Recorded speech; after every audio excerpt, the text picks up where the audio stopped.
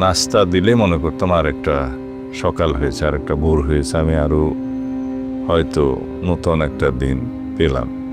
কিন্তু প্রত্যেকটা দিন আমার কাছে মনে হতো আজকেই বোধহয় আমার জীবনের শেষ দিন। আমি যখনই তাদেরকে বলতাম আমি অসুস্থ মানুষ, আমার হার্ট স্টেন্টিং আছে, অন্যান্য জটিলতা আছে, এই পরিবেশে কয়দিন টিকে থাকতে পারবো জানি না, যদি আমার মৃত্যু হয় তাহলে আমার লাশটা আমার পরিবারের কাছে দিও। এটা বলার কারণ ছিল তখন শেখ হাসিনার ফ্যাসিস্ট সময়ে গুমের সংস্কৃতি চালু হয়ে গেছিল, লাশ পাওয়া যেত না, তারা ক্রস ফায়ার দিয়ে লাশ গুম করে ফেলত।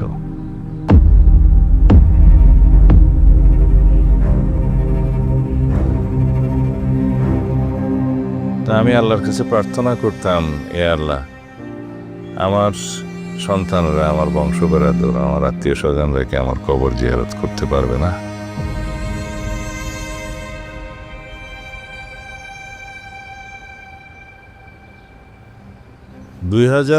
সাল মার্চের 10 তারিখ রাত আনুমানিক 9টা থেকে 9:30 হতে পারে। এই সময় বিভিন্ন আইনশৃঙ্খলা বাহিনীর পরিচয় দিয়ে সাদা পোশাকে অনেক লোক সশস্ত্র অবস্থায় এই বাসায় দোতলাতে, আমি যেখানে থাকতাম আমার বন্ধু হাসনাতের বাসায়, ফ্ল্যাটে দরজা ভেঙে প্রবেশ করে আমাকে কিছু বলার সুযোগ না দিয়েই আমার চোখ হাত বেঁধে আমাকে নিয়ে যায়। র্যাবের লোকজন উঠে নিয়ে গেছে তাকে। র্যাবের কাছে সালাউদ্দিন আছে, সালাউদ্দিনের যদি কিছু হয় তাহলে কিন্তু তার পরিণতি খুব ভালো হবে না। তার পার্টির যুগ্ম সম্পাদক বোধ হয় না, তার নাকি খবর পাওয়া যাচ্ছে না। এখন আমার প্রশ্ন, একটা বস্তা ময়লা যে বের করলো, ওর সাথে উনি আবার সালাউদ্দিনকে পাচার করে দিছে কিনা? কারণ এই পাচারের পরেই উনি আবার প্রেস কনফারেন্স করলেন, এখন বলে সালাউদ্দিন কোথায়?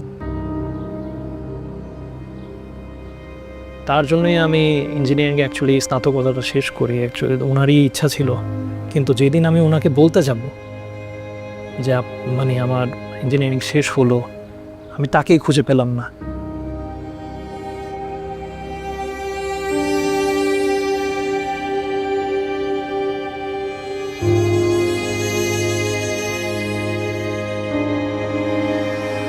সেই বাসা থেকে 20 থেকে 25 মিনিটের একটা ড্রাইভ হবে। এমনও হতে পারে যে তারা ঘুরে ফিরে কোথাও গিয়েছে। যেখানে আমাকে গাড়ি থেকে নামালো, নামায়ে হাটে ভিতরে ঢুকালো, সেটা নিচতলা, আমাকে কোনো সিঁড়ি বাইতে হয়নি। এটা একটা সেল যেটা 5 ফিট বাই 10 ফিটের বেশি হবে না। সেখানে একটা পানির টেপ এবং একটা ছিদ্র আছে সেই নালায় পেশাব পায়খানার সুযোগের জন্য। লাইটটা মাঝখানে ছিল, এখানেও থাকতে পারে, আমার এখন এখানে ছিল কিনা মনে নাই। দরজাটা এই সাইজেরই ছিল এবং এখানে স্টিলের দরজা, নিচে একটু ফাঁকা ছিল, হালকা খানা পেনা ঢোকানোর জন্য, আর উপরে একটু ফাঁকা ছিল। বাইরে সবসময় একটা ব্যাডস্টিল ফ্যান থাকতো। প্রায় 48 ঘন্টার মতো হয়তো ঘটনাটা পার হয়ে গেছে। তখন গিয়ে আমি কোনো রকমে আর কি আমার মার সাথে কথা বলে জানতে পারলাম যে বাবাকে পাওয়া যাচ্ছে না। কিছু গুম খুনের ঘটনা আমরা আগে শুনে এসেছিলাম, তো ওই হিসাবে আমি প্রথমে দোয়া করছিলাম যে এরকম যাতে কিছু না হয়। উত্তরা থানায় ওনারা বলতেছে ওনারা জিডি নিতে পারবে না, কোনো রিজনেবল গ্রাউন্ড ছাড়া। এটা কোনো কথা হলো না। আমি ওনার স্ত্রী, আমি পাগলের মতো সারাদিন এখানে ওখানে ঘুরতেছি আমার স্বামীর সন্ধানে, আর ওনারা আমাকে এইটুকু হেল্প করবে না? জিডি করেন, মামলা করেন, যা হওয়ার সব এ থানায় হবে, কোনো আপত্তি নেই যদি সেখানে এই ঘটনা ঘটে থাকে। তো আপনি কি এই বাসায় ছিলেন কিনা? উনি উত্তরে বলছেন না, আমি এখানে ছিলাম না। তাহলে আপনি কি করে জানলেন? বলে যে ওই বাসার দারোয়ান বলছে, ওই বাসার লোক বলছে। বাধ্য হয়ে হাইকোর্টের শরণাপন্ন হই। খন্দকার মাহবুব হোসেন এবং মওদুদ সাহেব তারা এই রিটের জন্য আমার পক্ষে আদালতে দাঁড়িয়েছেন। দীর্ঘদিন সংগ্রামের পরে কোর্ট অবশেষে একটি রায় ঘোষণা করেন যে সরকারকে নির্দেশ দেন যে আমার স্বামীকে যেন ওনারা খুঁজে বের করে দেন। এইটুকুই আমার আদালত থেকে প্রাপ্ত ছিল, কিন্তু আমি সরকারের কোনো মহল থেকে কোনো ধরনের আইনি সহযোগিতা পাইনি।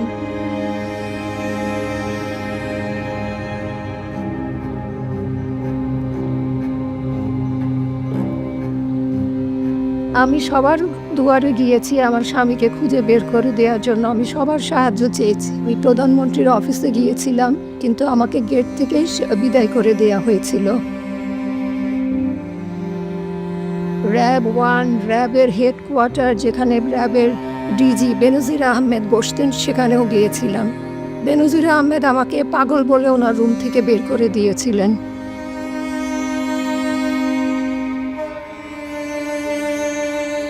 ইন্টারোগেশন তারা রেগুলার করতো, কেন আমরা আন্দোলন সংগ্রাম করছি, কেন হাসিনার বিরুদ্ধাচারণ করছি, ইত্যাদি ইত্যাদি, এবং আপোষ করার প্রস্তাব দিত। আমি বলতাম একমাত্র আল্লাহ রাব্বুল আলামিন ছাড়া এই দুনিয়াতে আর কাউকে পরোয়া করার কিছু নেই। আমরা দেশের জন্য, দেশের মানুষের জন্য, দেশের মানুষের অধিকার আদায়ের জন্য, ভোটাধিকারের জন্য, সমস্ত গণতান্ত্রিক এবং সাংবিধানিক অধিকারের জন্য আমরা সংগ্রাম করছি। এর সাথে আপোষ করার কিছু নেই। তারা অবশ্যই হাসিনার গোলাম বাহিনী, তার নির্দেশে গুম খুন করে বেড়াচ্ছে। তারা আমাদের কথা শুনবে কেন? কারণ আমাকে তো কোনোদিন রুম থেকে বাইর করে নাই। একটা দিন বের করেছিল, সেদিন রুম পরিষ্কার করার জন্য পানি টেনে দিয়ে গিয়ে যেন বুঝলো এখানে বসানো হয়েছিল একটা চেয়ার দিয়ে চোখ বেঁধে, সেটা কিছুক্ষণ সময়ের জন্য। যখন না 2 মাস অতিবাহিত হয়ে গেল, আত্মীয় স্বজন যখন সবাই বলতে শুরু করলো যে ও নিশ্চয়ই আর বেঁচে নাই, তোমার 4টা ছোট বাচ্চা আছে, তুমি বিষয় সম্পত্তির দিকে খেয়াল করো, তোমার বিষয় সম্পত্তি সব বেহাত হয়ে যাবে, তখন আমি সবাইকে শুধু বলতাম যে আমি বিশ্বাস করি আমার স্বামী বেঁচে আছে।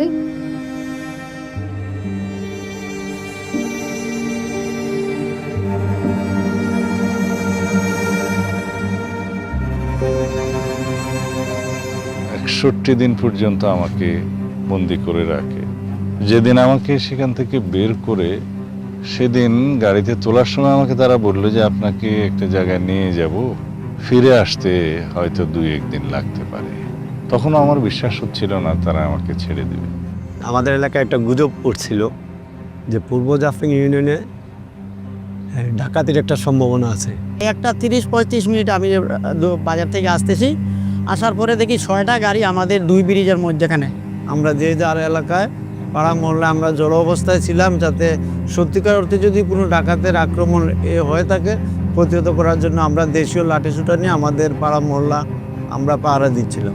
পরের দিন প্রায় 2-2:30টার সময় শুনতে পাই সালাউদ্দিন স্যার এই শিলংয়ে প্রত্যক্ষ অবস্থায় পুলিশে পাইছে। তো আমরা সন্দেহ এই গাড়িগুলো উনিরই পাচার করছে। আমার মা যেহেতু আন্তর্জাতিক অনেক সংস্থার সাথে ওই সময় যোগাযোগ করেছিল, বিশেষ করে ধরেন অ্যামনেস্টি, তারা আমাদেরকে সহায়তা করার আশ্বাস দিয়েছিল।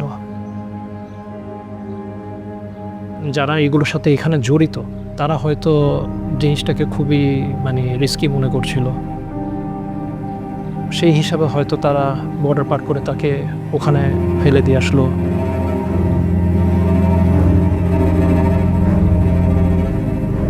সে এখানে কীভাবে গিয়েছেন, সে যদি অবৈধভাবে যেয়ে থাকেন, সেই দেশের আইন অনুযায়ী তার একটা প্রক্রিয়া হতে পারে। আমি জানি না ওই দেশে কীভাবে সেটা আইনের প্রক্রিয়ার মাধ্যমে তাকে সময় যথাযোগ্যভাবে আনা।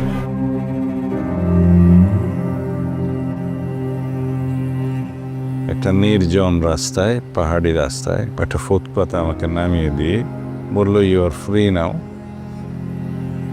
তখন আমি দেখলাম পাশে একটা বিশাল মাঠ। পরে এটা জানতে পেরেছি এটা শিলং গলফ লিঙ্ক বলে, গলফ খেলার মাঠ। প্রাতঃভ্রমণে কিছু লোক ছিল যারা হাঁটতেছিল, আমি পরিচয় দিলাম।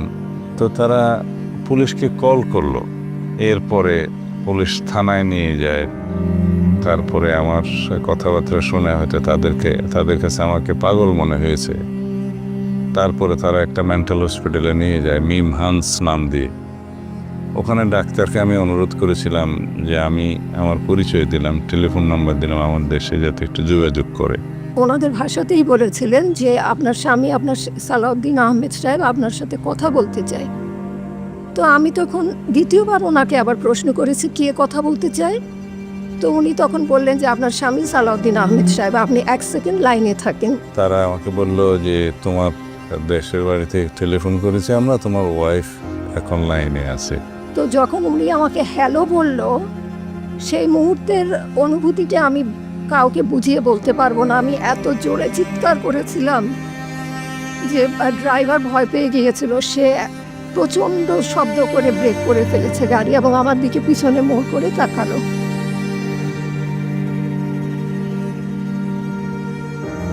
যখন উনি আমাকে জানাতে পারলো যে ওনার সন্ধান পাওয়া গেছে, আমি যাচ্ছি,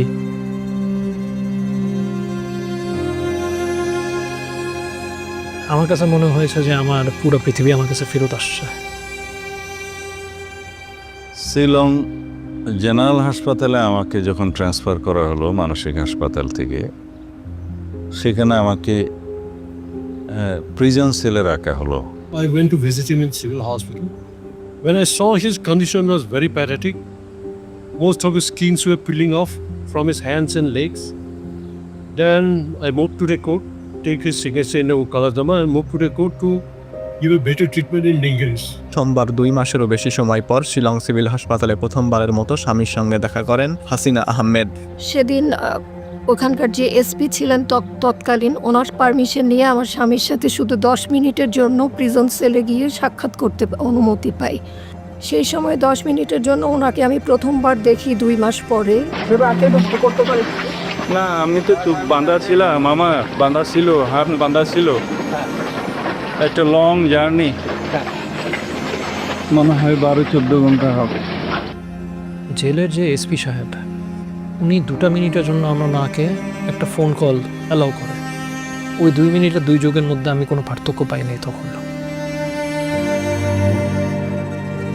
কোর্টে হাজির করার জন্য ওখান থেকে একটু সুস্থ হওয়ার পরে নিয়ে আসলো। তখন আমাকে নিয়ে আসা যাওয়ার আগে পিছনে আমার সাথে অনেকটা স্পেশাল ফোর্সের মতো, হয়তো কমান্ডো টাইপ বা ব্ল্যাক ক্যাট টাইপ কেউ 2-3 গাড়ি থাকতো, কেউ দেখা করতে পারতো না। During the trial period, even raw people were all around, moving around me as a professional. Although I never talked to them, I know that they are raw people and all. They watch the movement of Salahuddin, watch my movement, all these things. So as a professional, I have to do my duty to ask my client and I take it. Serious অসুস্থ হয়ে পড়লাম। তখন court আমার অবস্থা দেখে বললো যে তাকে ইমিডিয়েটলি আবার হসপিটালে পাঠানো হোক, প্রিজন সেলে রাখা হোক। And he want to take the court permission to go for treatment in Vedanta. So that permission also I took out, which is security provided him. প্রায় সময় মনে হতো হয়তো আমি জীবিত অবস্থায় আর দেশে ফিরতে পারবো না। আমি সাংঘাতিক অসুস্থ হয়ে পড়ছিলাম। আমার 2টা মেজর সার্জারি হয়েছে আমার শরীরে, একটা কিডনিতে আর একটা ঘাড়ে।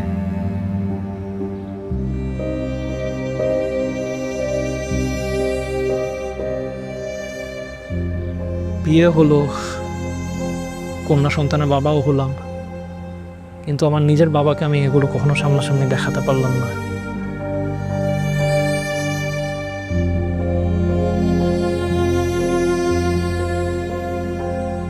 When the trial started, then I've gone through the church and there was few witnesses who saw him in the morning. They were examined, cross-examined by me. Even the IO, lastly when I examined, I divulged him all his stories. As we visited any BSF, any border security force, to know any cars traveling like this, all that IO said no, I had never done. And court was fully convinced later on that he was a victim of kidnap. No intention of his entering the India without passport or visa. Because he went to Singapore always with passport. He went abroad with passport. All those I have proved. যখন আমাকে bail দেওয়া হলো তখনই কেবল police guard withdraw করা হলো বা special guard withdraw করা হলো। যখন কোথাও কোনো রুম ভাড়া, ঘর বা কোথাও থাকার ব্যবস্থা করতে পারছিলাম না আমার স্বামীর জন্য, তখন আমি যে একটা রেস্ট হাউস গিয়ে যে রেস্ট হাউসের মালকিনের সাথে যোগাযোগ করলাম। তো উনি সেই মুহূর্তে রাজি হলেন। যে রেস্ট হাউসটার নাম ছিল সানরাইজ গেস্ট হাউস। 2018 সালের সম্ভবত 26শে অক্টোবর মামলা থেকে খালাস পেলেও আমাকে বাংলাদেশে প্রেরণ করা হলো না। সে যদি বাংলাদেশের নাগরিক হয় আসুক, অসুবিধা কি? না, আমাদের সাথে নিয়ে সব নিয়ে আলাদা, এগুলো আপনারাই তুলেন। এটা নর্মাল প্রসিড যেটা হয় সেটাই হবে, ওগুলো নিয়ে অত চিন্তার কোনো কারণ আছে? বাঙালি যদি বাইরে থাকে, সে জেলে থাকে, জেল থেকে শেষ হলে দেশে আসবে, আসুক। Does it matter at all? কয়েক মাস পরেই তারা এই খালাসের বিরুদ্ধে ভারত সরকার আপিল করলো উচ্চতর আদালতে। After delay, long delay has been taken by the state government for preferring the appeal, even for the hearing several days taken. Then appeal also I cannot succeed for Saudi.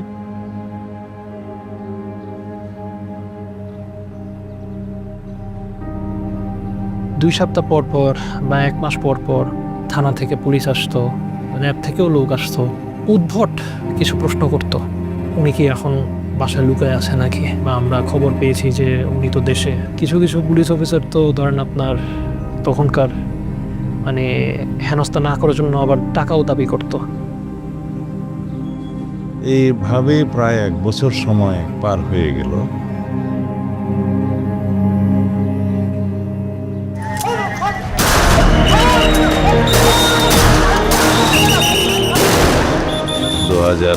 সালের বাংলাদেশে অভূতপূর্ব এই শতকের সবচাইতে উল্লেখযোগ্য রক্তাক্ত গণ অভ্যুত্থান হলো।